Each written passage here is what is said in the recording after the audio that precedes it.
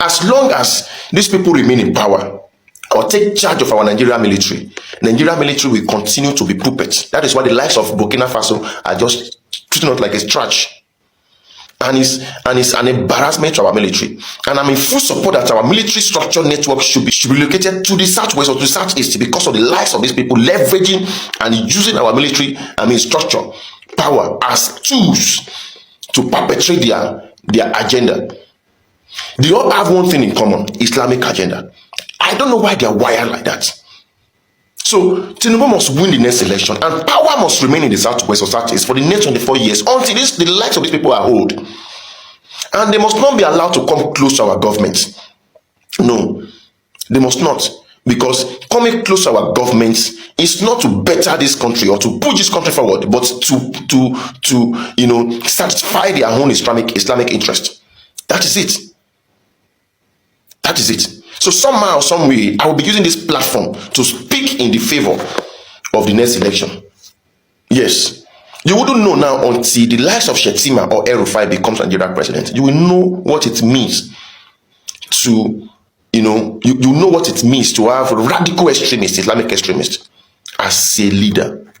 Buhari is better. Buhari is not an extremist. These guys, they are extremists. That is why many of them, especially Professor Yusuf, was speaking against Buhari government, because Buhari was not an extremist. They are extremists.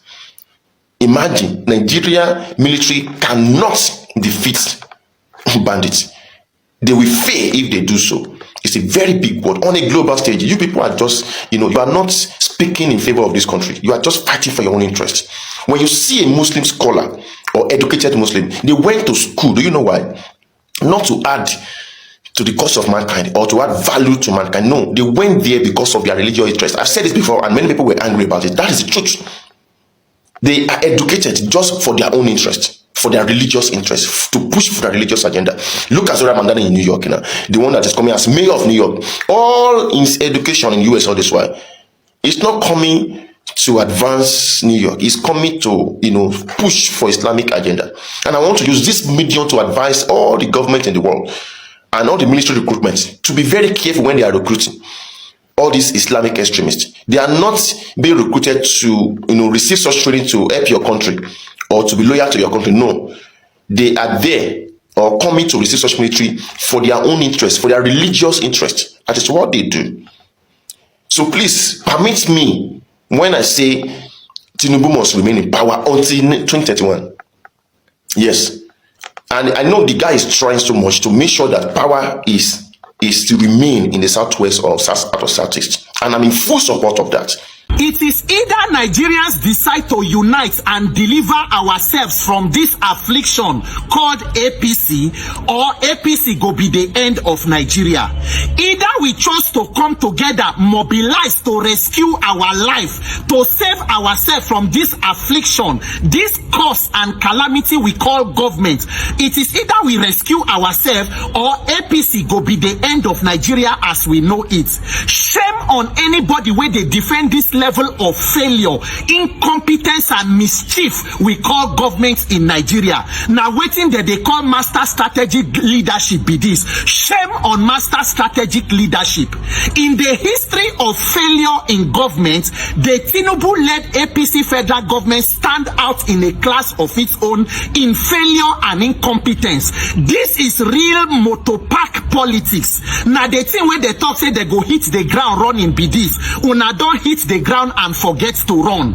I never talk about this issue of tax because the only thing where this government like not to know how to collect tax. It is not to build productivity, it's not to improve productivity, to end insecurity, it is not to protect life and property, it is not to stop corruption. No, it is engaging in even more corruption, then demanding the people to pay more tax. Pay more tax. So you want to sign with France, you want to do this. Your own not to collect tax. It does not matter what you use the tax to do, as long as you are collecting more money from the people. Nigerians, we are the gifts that continues giving, while the people in government are the ones who will live in luxury and affluence. Ori buruku lenshe.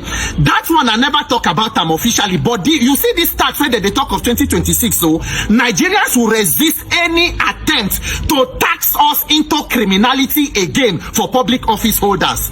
Make una listen to video of the honorable way there for House of Reps, the Honorable Dansuki from Sokoto, alleging, according to him, say the so-called tax reform bill where they pass for House of Reps and Senate, it is different from waiting federal government don gazette they distribute for ministry. That is the allegation of a National Assembly member be say a law that was passed by the National Assembly has been altered and tampered with by the executive arm of government, by the presidency, and the final gazetted copy where they sell to Nigerians is not what was passed in the National Assembly under Master Strategist leadership, which is being sold to Nigerians at the Ministry of Information, which I personally went to buy. The gazetted copies are not what was Nigerians. The one where we did so for this APC, it be like a lot of una never understand because the express una don't enter. So then listen to the statement, the committee hearing for National Assembly. Wale Edun, Minister for Finance and Coordinating Minister of Economy, Atiku Bagudu, the Minister for Budget, and also the FIRS Chairman Zacchaeus, all of them there for National Assembly. Make una hear story where people from the same government they talk. Minister of Finance they talk say their projected revenue for 2025 was 40 trillion. As they are talking today, they were only able to get about 10 trillion. Meanwhile, for this video, President Tinubu been already declare say they don't meet the target of expected revenue since August. Make una see government where they call Master Strategic Leadership. So as it is right now, that they seek the implementation and approval of National Assembly to move part of the 2024 budget where they use for 2025 into 2026. Move 2025 code into 2026. Then 2026 on go there for 2020. A round of applause for Master Strategic Oriburuku. Hey! I never see more the igum. I beg now, where when I don't see this kind of Master Strategic Leadership before, and then come they hear the response of the FIRS chairman. You have 1 year revenue, use it to manage 2-year budget. So if you met the 1 year revenue, how will you? They are trying to use the revenue for 1 year. Revenue for 1 year to split into how many years? And that is why they are having how we not go get economic problem. Because of this unfortunate economic policies and decision, they want use fake statistics to kill Nigerians. Every day when I go come out with data when I only when I sabi, National Bureau of Statistics say inflation has jumped up, inflation has jumped down, inflation have done this. What is the result in the quality of lives of the people? What is the effect in the cost of commodities in the market? Waiting be the value of the naira. Ori buruku leshe tax collector government. The only thing we wanna sabi na how to collect tax. Nobody where they talk say collection of tax is bad. Even the France when they go sign so-called agreement with, they have social security for their people, and the people know how to prosecute their government if they fail to use taxpayer money judiciously, not to tax people into corruption and criminality. Transform education no, health sector no, transport no, power no. It is just to collect tax and collect tax. The revenue we una don't say from non-payment of oil subsidy where they think they. Where is all the money and all the other taxes we una don't collect? So now una go continue to the chop while Nigerians go they pay tax for corruption and criminality. It will be resisted by Nigerians. If this is what una they call Master Strategist Leadership, then you are amongst men most miserable. There no one made they talk about Nigerians all die and die. This country will not die here, we live here. You must mobilize and rescue ourselves. Nigeria does not have leaders, we have predators. And under predator leadership, every prey is a potential victim. If you do not come together and rescue yourself, to save yourself from predators and get leaders so that the lives of people can become better. Look at allegations from an honorable member. Look at meeting of politicians and be appointees from the same government. Minister go talk this one, budget minister go say this one, FRS chairman go talk this one. Under Master Strategist Leadership, Ori Buruku Lenshe Nigerian government, Ori Buruku Lenshe Nigeria, na the way where we stand, na cameraman go snap us. This will continue for as long as you permit it. It is up to all of us. May God give Nigerians the courage to deliver and rescue themselves from this affliction and curse we call government. My name is Peter for Nigeria.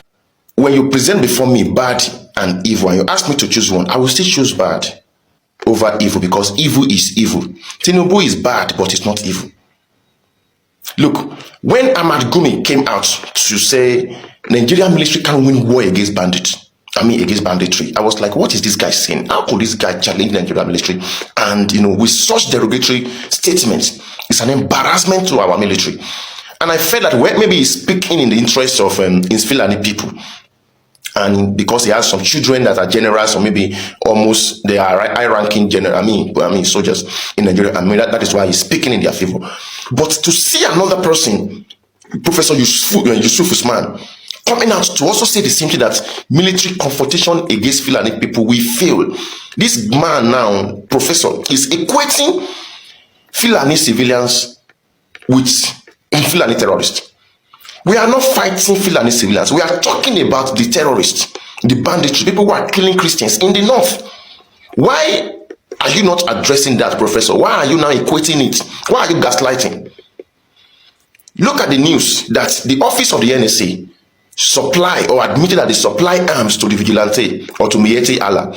You see, coalition has been there. We have worked with Peter Obi and Atiku. We have worked, for a lot of opposition figures in order to make sure that the opposition get victory, especially as regards presidential election. So we've done that for quite a while, and it's very clear that our focus objective is to make sure that those in government knows that it's not going to be easy for them to cross the opposition as they intend to do, to create a one-party state.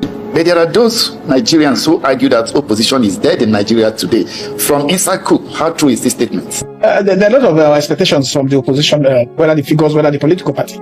People try to want to juxtapose it with what the APC did in ahead of the 2015 general election, where lies will be told, where misinformation will be peddled and shown as if this data really is a reflection of what they should do, and the people were carried away by those such things. I think opposition today is playing more of a more strategic, more intentional, more purposeful role, by not sometimes moving the people in a way to challenge some government policy that will eventually undermine the growth and development of our country. Like what the opposition do with the Occupy Nigeria, especially when Jonathan removed the subsidy regime, attempt to remove the subsidy regime system. You could see that a lot of them have come back to confess that are just basic politics, and that kind of politics should not be, destructive, to the collective good of our people. Politics should be constructive, should be engaging, and should be directed at making sure that government policy that we impact positively on the life of our people actually, work together, in a more, understanding between the coalition, between the opposition, and those in power.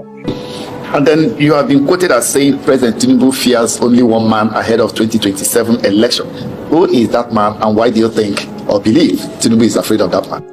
No, sincerely, what Tinubu wants is a fact. I'm not just making up. Is to be able to be, ahead, to be, pair with the northern candidate. He wants a situation where he brings up a campaign of Southern solidarity. That is the turn of the South.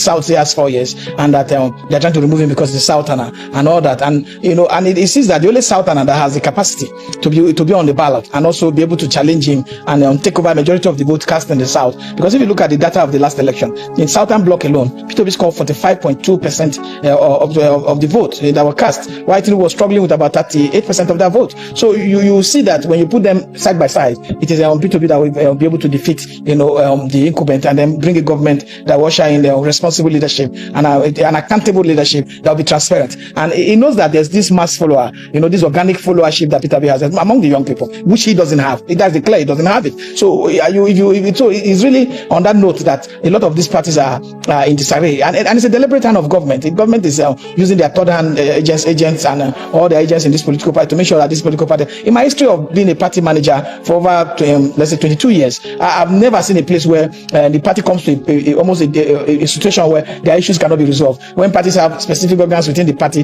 that can self-regulate, self-manage, and self-arrive at a solution to their problem. And in most often times, it is not just the party alone. There's a regulatory body that's responsible for management, for monitoring, for observation of political party activities, which is the Independent National Electoral Commission. INEC responsibility goes beyond registering political parties. INEC is both a registrar and a regulator. So INEC would have called parties to meeting. INEC would have found a way to sort the situation. But the first time in the history of my political party administrative career, I discovered that INEC is saying that the party has no leadership. So it's bewildering and it's surprising. Sincerely, it's something I've never seen, because there's a department responsible for that in INEC, which is called election and party management. And you also have even another department that does about to resolve issues harmoniously among members that are quarreling. I hope because most of this fraud actually emanates from how the legal department mismanage information. Also the overbearing attitude of the previous chairman. He has people specific that are party leaders that he feels are supporting him, whether it's wrong or not. So it protects them. Even if you get a judgment against them, they stand by them. So I hope the current chairman will go beyond such level of partisanship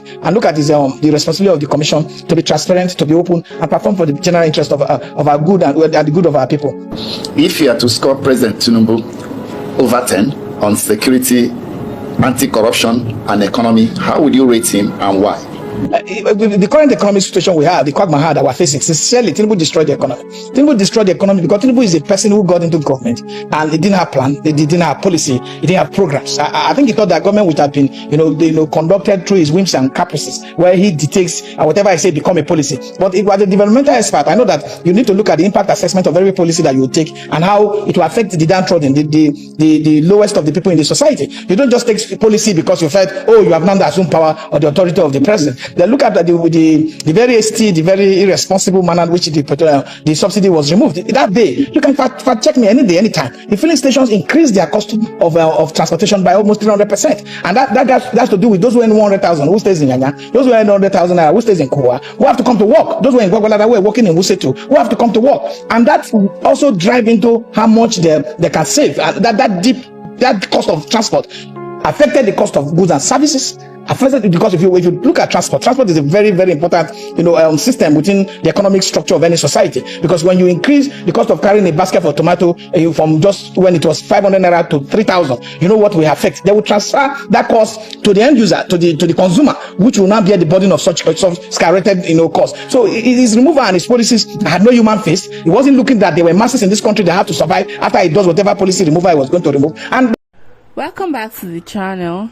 So this southern man is saying that he prefers Tinubu instead of power going back to the north. And some people are saying, we've heard what these people have to say. Lots of people feel, oh yes, he's right, because they don't want another president. But at the same time, Tinubu is we all know what is happening in Nigeria right now. And a lot of Nigerians are not satisfied with Tinubu's regime. So this whole thing is just causing chaos everywhere. We all know that Tinubu's government has given Nigerians a lot of reasons to complain. He removed fuel subsidy while defended as an economic necessity, was implemented without adequate cautioning for the poor. Now the cost of transport has really skyrocketed, food prices exploded, and the average Nigerians purchasing power is collapsing. So we all see how inflation has eaten deep into salaries, and a lot of families, they struggle to afford basic meals. Now he's even coming up with this new tax policy thing. So our currency is even weak, and this has worsened hardship, while promises of renewed hope feel distant to people battling unemployment and insecurity daily. So a lot of Southerners and some Nigerians are saying that the government appears disconnected from the suffering on the streets.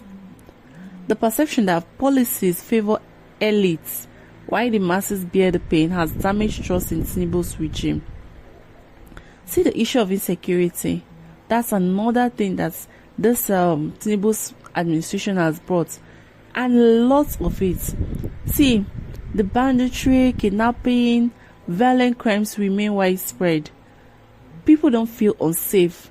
People feel unsafe, and government responses are often seen as slow or selective. Now, corruption allegations continue to trail government institutions, while accountability feels weak. So, at the end of the day, saying Tinubu should come and be the president instead of voting for a northerner, Tinubu should be the president, is not really right. But let's say that people don't want power to go to the north, because this whole thing is not just about ethnic sentiments, but because of history and power imbalance. Because for years now, we all know that Nigeria's presidency has been dominated by northern leaders, with policies and political structures often perceived to favor the north disproportionately. So many Southerners believe this long dominance has really shaped federal appointments, security priorities, and resource allocation in ways that leave the South feeling marginalized. So the call to hold power is to supporters about correcting historical imbalance, and it's not even about hating anyone. So the people that are really supporting this are saying that Nigeria is one of the few tools, or the few tools regions, they have to protect their interests. and they believe that allowing power to return to the north, it will quickly reset the cycle of dominance and silent southern demands for restructuring. Also, they will not be able to talk about the true federalism and resource control. So this is why a lot of them, and based on what he did to Goodluck Jonathan, this whole thing is just messed up. So a lot of people feel like even if you want to support him because he's a southerner, at the end of the day, what's the benefit of doing so? Well, what's the take on this? So let me know what you think in the comment section. And if today is the first time joining my channel, please don't forget to like, share and subscribe.